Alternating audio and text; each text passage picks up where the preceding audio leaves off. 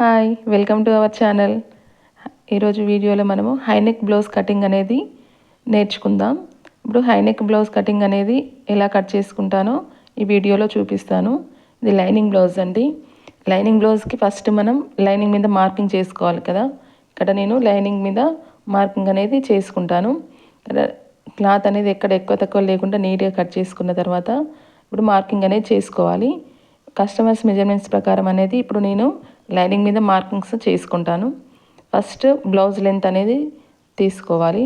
Blouse length తీసుకునేటప్పుడు ఇక్కడ కింద నడుం దగ్గర ఒక హాఫ్ ఇంచ్ అనేది మనము మార్కింగ్ చేసుకోవాలి. అది కుట్లలోకి పోతుంది కదా, అక్కడ నుండి మనకి లెంత్ బ్లౌజ్ లెంత్ ఎంత ఉందో అంత మార్కింగ్ అనేది చేసుకోవాలి.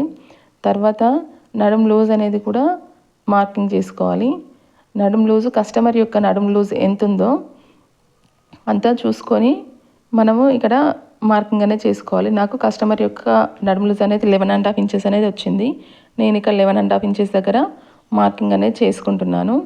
తర్వాత ఆ 11.5 ఇంచెసే పైన కింద నడుము దగ్గర మనకు పైన లెంత్ ఎంత ఉందో అక్కడ కూడా మార్కింగ్ చేసుకోవాలి.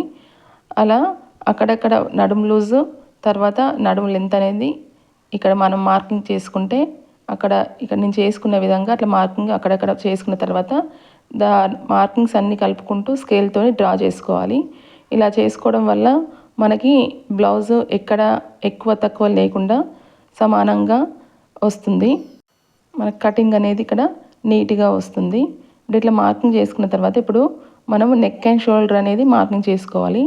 ఈ హైనెక్ బ్లౌజ్కి మనం మెయిన్గా షోల్డర్ లెంత్ అనేది కస్టమర్ యొక్క షోల్డర్ లెంత్ ఫుల్ లెంత్ అనేది తీసుకోవాలి కంపల్సరీ. ఎందుకంటే ఆ షోల్డర్ లెంత్ ఎంత ఉందో కస్టమర్ యొక్క షోల్డర్ లెంత్ ఎంత ఉందో అందులో సగం ఇక్కడ మనము నెక్ అండ్ షోల్డర్కి అనేది మార్కింగ్ చేసుకోవాలి. ఇక్కడ కస్టమర్ యొక్క షోల్డర్ లెంత్ అనేది చాలా ఇంపార్టెంట్. ఆ షోల్డర్ లెంత్ని బట్టే మనము ఇక్కడ హైనెక్ బ్లౌజ్ అనేది పర్ఫెక్ట్గా సెట్ అవుతుంది. నాకు కస్టమర్ యొక్క షోల్డర్ లెంత్ అనేది 14 వచ్చింది. 14లో హాఫ్ 7 ఇంచెస్ అనేది నేను నెక్కి షోల్డర్కి మార్కింగ్ చేసుకున్నా. అదేవిధంగా ఆర్మ్ డౌన్ కూడా నేను 7 ఇంచెస్ తీసుకున్నా. ఇక్కడ ఆర్మ్ డౌన్ దగ్గర ఒక 1 ఇంచు మధ్యలో నుండి ఒక 1 ఇంచు తీసుకొని అక్కడ ఒక మార్క్ చేసుకున్నా. అక్కడ నుండి కర్వ్ అనేది చంక డౌన్ అనేది తీసుకున్నాను.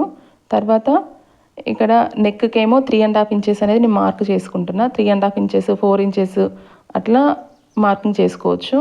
నేను నెక్ అనేది 3.5 ఇంచెస్, ఇక్కడ నెక్ డౌన్ అనేది 1.5 ఇంచ్ నుండి 2 ఇంచెస్ మధ్యలో తీసుకోవాలి. అట్లా తీసుకున్న తర్వాత నెక్ రౌండ్ అనేది మార్కింగ్ చేసుకోవాలి. ఇక్కడ నెక్ రౌండ్ నేను మార్కింగ్ చేసుకున్నాను. తర్వాత ఈ మార్కింగ్ చేసుకున్న విధంగానే ఇప్పుడు బ్యాక్ పార్ట్ అనేది మనము కట్ చేసుకోవాలి. మార్కింగ్ చేసుకున్న విధంగా బ్యాక్ పార్ట్ని ఇప్పుడు కట్ చేసుకుంటాను.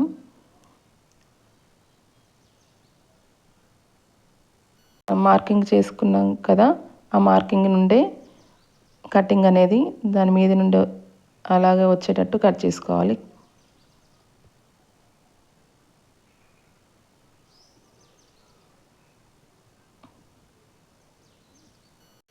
బ్యాక్ పార్ట్ కటింగ్ అనేది ఇప్పుడు కంప్లీట్ అయిపోయింది. ఇప్పుడు హ్యాండ్ అనేది కంప్లీట్ అయిన తర్వాత ఇది తీసుకొని మనం పక్కన పెట్టుకోవాలి బ్యాక్ పార్ట్. ఇప్పుడు హ్యాండ్ కటింగ్ అనేది చూద్దాము. హ్యాండ్ కటింగ్ కోసం ఇంకో సైడ్ క్లాత్ని 4 మడతలుగా ఇట్లా ఫోల్డ్ చేసుకోవాలి. 4 మడతలు ఫోల్డ్ చేసుకుంటే 2 హ్యాండ్స్ అనేది మనకు వస్తాయి కదా. 4 మడతలు ఫోల్డ్ చేసుకున్న తర్వాత ఇక్కడ కస్టమర్ యొక్క హ్యాండ్ లెంత్ ఎంత ఉందో అంత మార్క్ చేసుకోవాలి.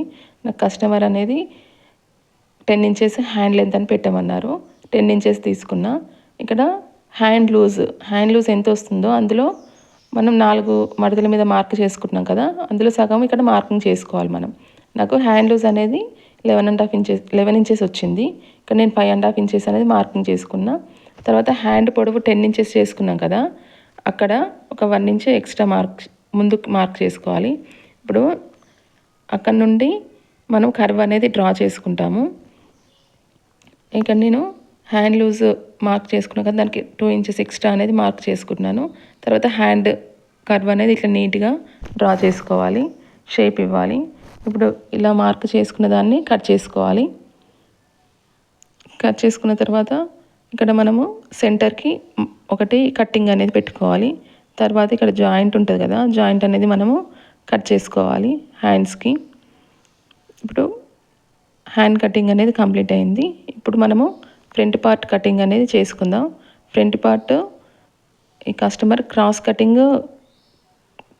కటింగ్ కాబట్టి నేను ఇక్కడ క్లాత్ మీద బ్యాక్ పార్ట్ అనేది క్రాస్లో పెట్టి కట్ చేసుకుంటున్నాను. బ్యాక్ పార్ట్ పెట్టిన తర్వాత ఇక్కడ మనము ఈ బ్యాక్ పార్ట్ ఎలా ఉందో అలా మార్కింగ్ అనేది చేసుకోవాలి చుట్టూ. ఫస్ట్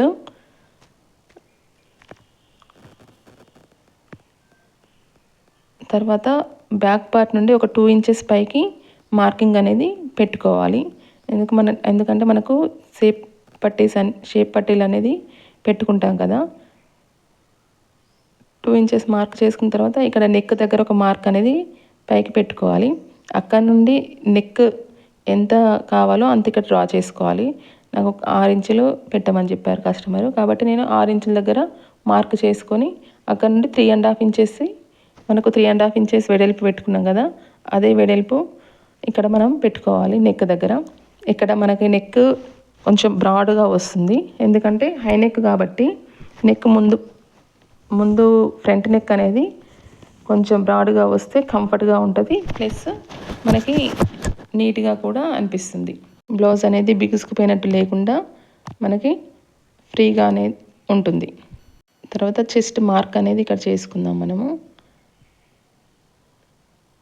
షోల్డర్ మధ్య పార్ట్ నుండి ఇక్కడ ఒక మార్క్ అనేది చేసుకుంటున్నాను. తర్వాత ఉక్సుల పట్టి కాజాల పట్టి సైడ్ 4 ఇంచెస్ తీసుకున్నాక ఉక్సుల పట్టి కాజాల 4 ఇంచెస్ దగ్గర ఒక మార్క్ చేసుకున్నా. ఇప్పుడు అన్ని మార్కింగ్స్ని కలుపుకుంటూ ఇక్కడ లైన్ డ్రా చేసుకున్నాను, కర్వ్ లైన్ డ్రా చేసుకున్నా. అలానే మనం ఇప్పుడు ఎట్లా డ్రాయింగ్ చేసుకున్నామో అట్లా కట్ చేసుకోవాలి ఫ్రంట్ పార్ట్ అనేది.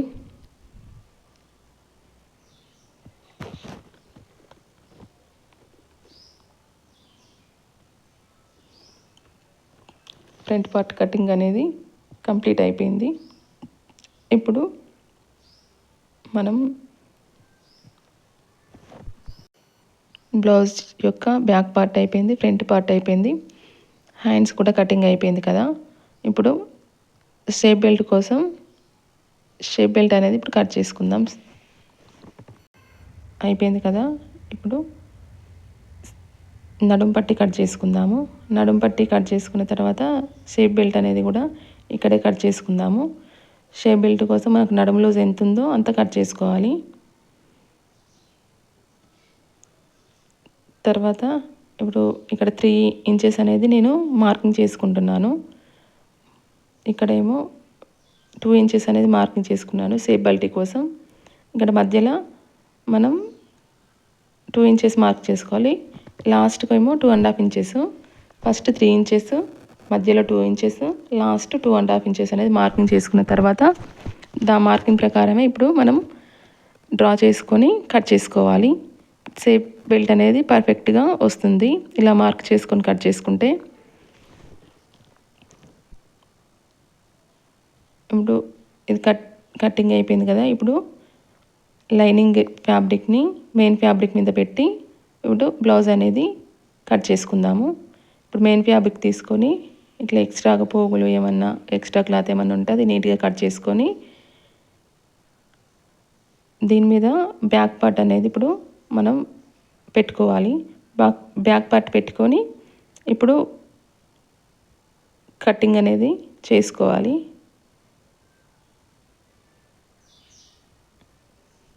లైనింగ్ బ్లౌజ్ మనం కరెక్ట్ మెజర్మెంట్స్ ప్రకారం కట్ చేసాం కదా. ఇప్పుడు మెయిన్ ఫ్యాబ్రిక్ మీద కొంచెం ఎక్స్ట్రా క్లాత్తోని కట్ చేసుకుంటే మనకు కుట్టుకునేటప్పుడు కొంచెం ఎక్కువ తక్కువలో ఏమీ లేకుండా కరెక్ట్గా వస్తుంది. ఎక్స్ట్రా ఉన్న క్లాత్ని మనం కుట్టేటప్పుడు కట్ చేసుకోవచ్చు. ఇప్పుడు అలాగే హ్యాండ్స్ని కూడా కట్ చేసుకుందాము. మెయిన్ ఫ్యాబ్రిక్ మీద లైనింగ్ క్లాత్ పెట్టి హ్యాండ్స్ కూడా కట్ చేసుకుంటున్నాను ఇక్కడ. అలాగే ఫ్రంట్ పార్ట్ కూడా అలాగే కట్ చేసుకోవాలి. ఇప్పుడు ఫ్రంట్ పార్ట్ని క్రాస్ పెట్టుకోవాలి, క్రాస్ పెట్టుకొని కట్ చేసుకోవాలి. క్రాస్ కటింగ్ బ్లౌజ్ కాబట్టి క్రాస్ పెట్టుకొని లైనింగ్ క్లాత్ ఎలా ఉందో అలా ఇప్పుడు కటింగ్ చేసుకుందాం.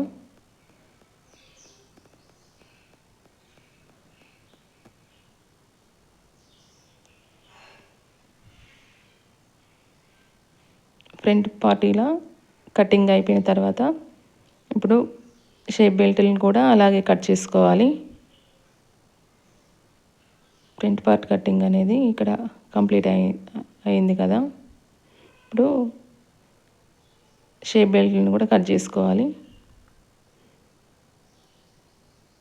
మెయిన్ క్లాత్ మీద ఇట్లా పెట్టుకొని షేప్ బెల్ట్ కూడా కట్ చేసుకుందాం. ఇప్పుడు మన కటింగ్ అనేది కంప్లీట్ అయిపోయింది.